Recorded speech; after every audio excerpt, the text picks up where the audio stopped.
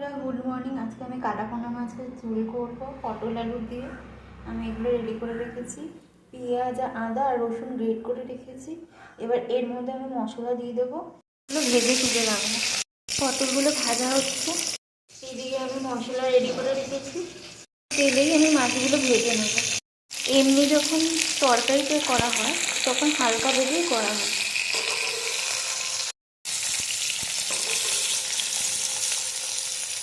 মাছগুলো ভাজা কমপ্লিট, এবার আমি তুলে রাখবো।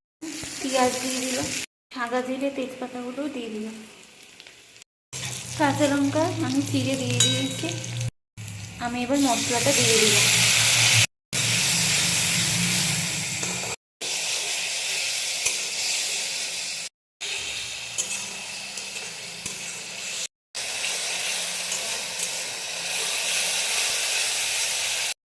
দেখুন মশলাটা এইভাবে কষছে। আমি এই সময় আলু পটল আর মাছগুলো দিয়ে দেবো।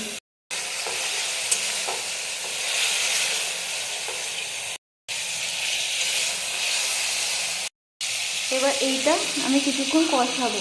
কিছু দানা চিনি দিয়ে দিলাম, এতে কালারটা ভালো আসে। এবার আমি এই জলটা দিয়ে দিলাম। তরকারিটা ফুটছে, আমি এবার মাছ দুটো ছেড়ে দেবো।